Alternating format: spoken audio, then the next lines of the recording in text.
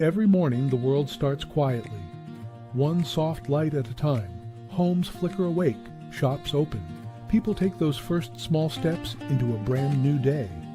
And in all of that ordinary movement, there's something kind of extraordinary.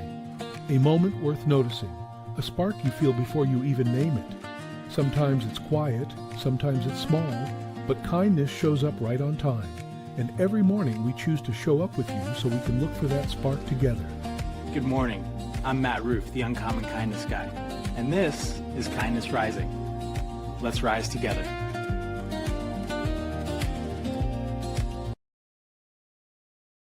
Good morning, good morning, good morning, everyone. Welcome to Kindness Rising.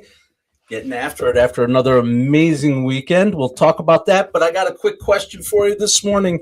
Have you ever been in a situation where somebody was just making up the rules as they went? Maybe it was your boss, maybe it was a family member or somebody in power who kept moving the goalposts. And you're like, wait, that's not fair. That's not how this works. Well, today we're talking about the document that was born of that exact same feeling. 811 years ago, a group of people got tired of being pushed around by someone who thought the rules didn't apply to them. So today on Kindness Rising, accountability, power, and what happens when ordinary people finally say enough. Oh, and don't forget, we're going to talk about a hip-hop legend born today. And the story connects in a way that people probably didn't see coming. So stick around for that one. Let's rise above the noise today. What's up, everybody? I see the chat lighting up as we do. Adam Holroyd's rocking it. Starting a new loop today, absolutely, after a good weekend. I had a good weekend. I don't know about you guys. I'm trying to get my tunes here. 2 major professional championships handed out. I'm up here in New York, upstate New York. We're not quite as crazy as they were in the city over the weekend, but there's a lot of joy in Knicks land. Last night's game, the Carolina Hurricanes clinched the Stanley Cup championship. That was exciting, a good one to watch. And then there were some fights or something that happened last night, I heard, but I didn't watch that. And and it was just an all-around good weekend. Got stuff done. I hope you did too. So let's keep going here. Let's rise above the noise. We've got a packed show today. Getting up and getting after it. We've got our Who in the World. We're going to do a Wait That Happened today. Yep, Jess, you guessed it already. That's absolutely what we're talking about. And good morning to you too, Mother. Good morning. No, good morning, Mom. Good to see you out there. Absolutely. Stick around here. We're getting up and getting after it on a Monday morning on Kindness Rising and Mornings in the Lab. And let's keep rocking and rolling. All right. So, of course, I do a lot of thinking. I've been thinking about this one lately when we talk about kindness. A lot about grace and kindness, patience, giving people the benefit of the doubt. And I believe in all that. I really do. But here's something that gets lost in those thoughts. Kindness without accountability isn't, because it's actually just tolerance. And tolerance without boundaries ends up breaking things. Because here's the deal. When systems work, when communities work, and families and organizations and relationships work, it's usually because there's unspoken or spoken agreements underneath just about everything. How we treat each other. There are rules that apply to everyone. Nobody gets a permanent pass. And when that agreement gets violated, especially repeatedly, that's when trust erodes. And once trust erodes, you can't patch it up with a memo. And that's what happened 800 years ago. In that meadow in England, a group of people finally said, we've tolerated enough. And that moment, that messy, imperfect, politically complicated moment, became one of the foundational ideas of democracy. The idea that nobody, not even a king, is above the law. And honestly, that feels incredibly relevant today, not just in politics, but in workplaces, communities, relationships. Kindness without accountability creates cultures where bad behavior gets excused indefinitely. Ooh, I like that line. I'm going to say it again. Kindness without accountability creates cultures where bad behavior gets excused indefinitely. But real kindness, sometimes it looks like a line and drawing your line. Drawing that line. That line. We hold everybody to the same standard, including you, especially you. That is today's Kindness Spark. All right. Thanks, everybody. Get involved in the chat. Keep saying hello. We're going to jump into our clue. Are you guys ready? Are you guys ready? Do you have a clue? Do I have a clue? That might be the question. No, for real, though, I appreciate everyone that's coming out here. Let's get into our clue. I've already given a little hint. If you were here early, you heard the hint. I give little clues, but here's the first formal clue. I grew up in LA in the 80s, and I turned my experience into one of the most controversial albums in music history. LA 80s controversial album in music history. That's our first clue for today. All right.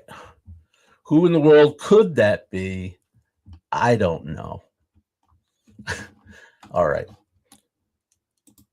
I actually do know. I know. And I'm going to give you 2 more clues throughout the show to guess it. But first, we're going to do the official. Jess already guessed it. We're talking about the signing of the Magna Carta. That happened today. And we are moving along. A meadow called Runnymede. I love that name. Runnymede. All right. On the banks of the River Thames, just outside London, absolutely standing there that day, King John of England and 40 very determined, very fed up barons, and they were like, here's what you need to understand. This is what we need from you, or there's going to be a war. But also remember that King John is the guy you know from Robin Hood. Yeah, the one who taxed everybody into oblivion while Richard the Lionheart was away on his crusade. History was not kind to him either. He lost his position in France. He quarreled with the Pope. He taxed the nobility so aggressively that they finally snapped it in the spring of 1215. They didn't just complain. They organized. They marched on London and took control of the city and backed John into a corner. King John into a corner, basically said, sign this document or there's going to be a war. And so he signed it. And here's the twist. He had no intention. King John had no intention of following through with that. Within 3 months, he was appealing to the Pope to have the whole thing declared null and void. And so basically, in the short term, that Magna Carta, it failed completely as a peace treaty. Civil War broke out anyway. Yep. And sometimes that idea was born in a moment, but that moment it was born in the moment that, it was born for a moment that was bigger than the moment it was born in. 63 clauses written in Latin, just about feudal rights and noble privileges. I don't know, but it contained one key idea, and that's clause 39. No free man shall be arrested or imprisoned except by the lawful judgment of his peers or by the law of the land. No one is above the law. The king had to follow the rules also, and that idea eventually made it into basically one of the foundations of the democratic legal system.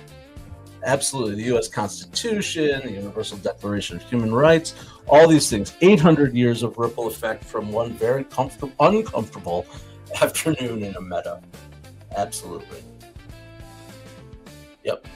And so, yeah, that was what happened. Even the lesson there, of course, is you hold the line, right? Even when it's uncomfortable, even when other person has more power than you, even when it doesn't work out perfectly in the short term, that line still matters. Draw the line, have your boundaries. Absolutely. All right. I'm really alert this morning. I'm glad you're alert this morning. Good morning, Jess. Minnesota checking in. Yeah. Mike, don't forget to check on your neighbors. I appreciate you. We don't really talk big politics here, but I agree with don't forget to check on your neighbors. We've got a couple guesses in here early on. People are checking it out. Jess has got a guess. Mike has got a guess. All right, we're going to keep going. I'm going to give you your second clue in just a minute here, but first, because we always do here on Kindness Rising, stick around for your who's who in the world, but I want to highlight an organization. An organization that's doing good work for good people out there in the world and aligned with our theme. And that's today. Here is your Kindness Spotlight. Wait for the drop. This Kindness Spotlight goes out to an organization that is helping people with accountability and the rule of law. Is it out there? Yes, it looks like it's out there. All right, we're talking about the Innocence Project. I am talking about the Innocence Project. Although I can't. All right, well. Okay, let's have fun. The music's up a little loud, too. The Innocence Project. All right, I think you guys might know where I'm going with this. We can't skip the part where the system itself sometimes gets it wrong when we're talking about accountability and the rule of law. And so the Innocence Project, it works to overturn wrongful convictions using DNA evidence, legal advocacy, and the criminal justice reform. The numbers are so sobering. Hundreds of people have been exonerated. Some spent decades in prison for crimes they didn't commit. So think about what that means. Birthdays missed, families changed, entire chapters gone. They're not anti-law, though. They're pro-accountability. They basically say the same thing the Magna Carta said 800 years ago. The system has to hold itself to a standard. Nobody, including the system, gets a permanent pass. That's powerful work. If you want to learn more of and support their mission, of course, you can go to innocenceproject.org. All right. Add to their spotlight. Good morning and have a good day, Mike. Yep, if you're still in there, still here, don't forget to subscribe to the channel. Stick around for the clues. We are getting after it. All right, here is our second clue. Here's our second clue for today. No, here's our first clue first. Remember, our friend grew up in the 80s and turned his experience, I said he, I already knew that, into one of the most controversial albums in music history. Second clue, founding members of one of the most influential rap groups of all time. Even the FBI took notice. Even the FBI took notice today. Or not today, but where are we today? Maybe this was an easy one for people. I don't know. Okay. I forgot my coffee. I'm looking for my coffee. What'd you do with my coffee? Did I steal it? Okay. I can still do this without coffee. You know that, right? Absolutely. Absolutely. Thanks for joining here on Kindness Rising. This morning, we're getting up and getting after it. Today's topic is above the law. No one is above the law. Absolutely. The Magna Carta was signed 800 whatever number of years ago. Constitutional law basis to democratic ideas all written there. So that's what we were talking about. We're doing clues. Where did our way? I'm scrolling. Oh, yes. Okay. So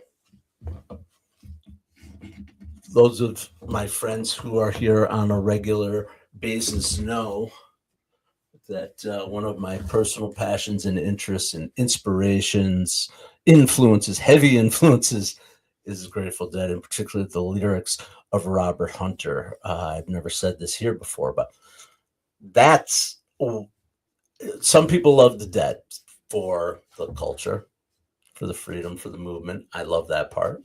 Some people love it for the improvisational, unbelievable talents of the musicians. Some people love the spirit of the community. Why do we connect? Why do we connect with it? I have always connected on the lyrics. I've always been a word person. And when I first heard Hunter's lyrics, these nuggets of truths about the world put into story form, certainly I was inspired. And I've dug deep and deep and deep. I'm doing my math in my head right now. 30 plus years, easy 30 plus years, 35 years. of thinking about studying, being influenced and inspired by the Grateful Dead. And so I'm going to start this. I'm going to do this. And I hope I don't turn people off. I know some of our friends in there also enjoy the Dead, but I hope that I can take my passion and make it important to you, inspirational to you. It is inspirational to me. It helps me. And I'm starting to build some stuff around it. I've been putting out videos every day. If you're out there on YouTube, check out my shorts. I'm going to do one every day. Lyric of the day and thoughts around the Grateful Dead. And I'm working on some other things related to that as my passion, because it's what I know about. And I think it's important. So anyway, I'm starting a new segment, guys. That's the point. I'm starting a new segment, and it's going to be called simply, Are You Kind? That's it. This is Kindness Rising, and that is the point of why we are here. Are you kind? And that's today's Grateful Dead wisdom. And here we go. We'll give it a shot and see what people think. Love the feedback. Today's theme, let's try it again. And here's today's Grateful Dead wisdom. I've been spinning a lot about the Grateful Dead lately, and today's theme, accountability. Nobody's above the rules. Kept pulling me back to one song from the Grateful Dead catalog, Estimated Profit. Estimated Profit. And if you know it hits different. It hits different when it's live. It goes into this hypnotic groove and kind of lulls you in before you realize what the song is really actually about and what it is about. A guy who is absolutely convinced he is special, convinced the rules don't apply to him, convinced he has a higher calling that exempts him from ordinary accountability. Does that sound familiar? That's every person who's been in a position of power and decided the agreement everybody else lives by somehow doesn't apply to them. And here's what the Dead understood that makes this song genius. They didn't write the character as a villain. They actually wrote him as believable, because that's the uncomfortable truth. Most people who dodge accountability aren't twirling their mustache in the air. They genuinely believe their own story. And that's what makes it so insidious. It's not just pride. It's self-delusion dressed up as conviction. And I think we've all been there. And I've noticed it about myself. I'd invite you to sit with this too. When things aren't going your way, when the game isn't playing out the way you expected, there's this very human temptation to change the rules, to try to fit our situation, to reframe the scoreboard so we're still winning, to tell ourselves a story where our behavior is justified and everyone else just doesn't understand. But we can't actually change the rules. We can only choose how we show up within them. And it starts with one thing, self-awareness. So today's Are You Kind question isn't just, where are you playing the estimated profit? It's deeper. It's asking yourself, where in my life is my thinking clouded by pride or self-interest? Where am I telling myself a story that conveniently lets me off the hook? Where am I the one moving my goalpost? That's the work, not easy work, but the most important kind. That's today's Are You Kind segment. Thank you. All right. Hope it worked out. We'll see. And as we're building live, I've always talked about what I'm doing, right? I'm trying to do more where I take what I did live right here and turn it into some additional creation to push it out to the world, because that's why we're here on Mornings in the Lab, to show our expertise, to show our authority, to help the world get up with a little bit of hope, humanity at heart, more high fives for humans, all that stuff. So welcome in. Absolutely. I'm glad you're here. Come here every weekday morning, 7:30 a.m. Eastern. Absolutely. I just realized something that I failed to do. I just see you're here, Kathleen, and I missed your entry, and I apologize. I am glad you're here, Kathleen. I've been watching your work on YouTube. I see how you're trying new things and changing and growing. Absolutely. I appreciate your candor and your willingness to share your real thoughts, who you are, and that you're going to find your people. You're going to find your people here. You found us here, but you're going to find even more people out there on YouTube, and they're going to find you. So keep going, keep creating, have that courage to do it. And yeah, that's awesome. I love watching people's journey. All right. Speaking of journey, don't stop believing. I don't know. What did I do? I'm not sure. No. Okay. Where are we? We're here on Kindness Rising this morning on Mornings in the Lab Network, getting another week started. 7:30 a.m. Eastern, Kindness Rising, 8 a.m. Mornings in the Lab with Keith, John, and friends here on a Monday. It's going to be another great week in the lab. Don't forget to join us. Watch all of our shows. Support the shows. Check us out all over on YouTube, on LinkedIn, on Facebook. We are out there. The Mornings in the Lab Authority Network. All right, let's get to it. Last clue. I think we are headed in the direction. Jerry Ginger jumping in. You ready for the clues, Jer? I don't know. I think we might already be right around it. I grew up in LA in the 80s, turned my experience into a controversial album. Founding member of one of the most influential rap groups of all time. Even the FBI took notice. And lastly, but not leastly, I'll do the reveal in a minute, but my real name is O'Shea, and I've had a long career in music and film. Is it Friday yet? All right. Absolutely.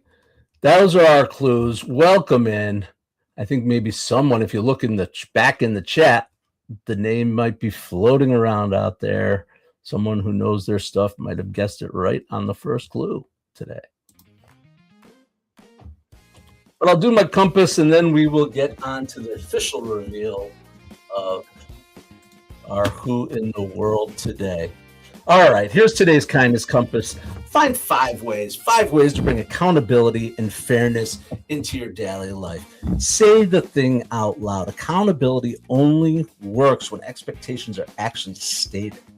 Don't assume people know the rules. Name them. Write them down. Make the agreement explicit. Hold yourself to the same standard first before you hold anyone else accountable. Ask yourself, am I following the rules that I'm actually enforcing? Because consistency is what gives accountability its credibility. Separate the person from the behavior. Accountability doesn't mean attacking someone's character. It means just addressing the specific behavior. What you did wasn't okay. What you said is very different from you're a bad person. One is actionable. The other one just creates defensiveness. Remember, don't wait until you're furious, too. Oh boy, those barons really waited a long time before they showed up to King John. But it's kinder, including everyone, including yourself, if you address things earlier. And then lastly, document. If you didn't document it, it didn't happen. The Magna Carta worked eventually and has inspired and influenced democratic, political, cultural institutions because it was written down. Verbal agreements will fade, expectations blur, and things get confusing. But if you write it down, a team norm, a relationship boundary, or a work agreement, then accountability becomes much easier. I guess is what it comes down to. Because accountability isn't the opposite of kindness. Actually, it might actually be one of the highest forms of kindness. Accountability to ourselves and accountability to others. That is today's Kindness Compass. All right. Jess, I give you credit. You must know who your Yep. Mike Sullivan, we are talking about Ice Cube. Recognize this guy, Kathy? You say you don't know who that is. You might recognize the face from things. It's Ice Cube. He was born O'Shea Jackson, June 15th, 1969 in South Central Los Angeles. A founding member of NWA, actually, not Two Live Crew, right? The group that released Straight Outta Compton in 1988 and made the FBI so nervous they actually wrote a letter to their record label. Think about that. A government agency tasked with fighting crime felt threatened enough by some rappers with a message that they put it in Straight Outta Kindness. I like it. Honestly, the most accidentally self-defeating things a powerful institution can do. Because the Magna Carta moment how did I write that? I don't know. Anyway, let's move on. Ice Cube and NCAA were doing exactly what the Barons did in 1215, right? Talking truth to power. They looked at the system that was treating people unjustly. Instead of staying silent, they put it in writing. They named what was happening. They dared somebody to push back and said that nobody's above accountability, not a king, a system, an institution, or one voice. Willing to say that out loud. One voice, willingness to say that out loud can change the whole conversation. Happy birthday to Ice Cube, straight out of Runnymede, straight out of Kindness, straight out of what? You do know him, Kathleen. Of course you do. You recognize the face. Cube's journey, of course, is what's happening? I'm removing myself instead of him. Okay, we'll just keep Ice Cube out there. I really wanted Ice Cube, but got Vanilla Ice. Yeah. Well, O'Shea Jackson, right? NWA, early, obviously gangster rap, that kind of thing. Coming out of the Rodney King. Anyway, let's what was I going to say? Oh, what's interesting about O'Shea Jackson to me is as we grow and mature and change, so does our world, right? I mean, from AKs and drive-bys to pretty fly for a white guy I am, Jerry, of course.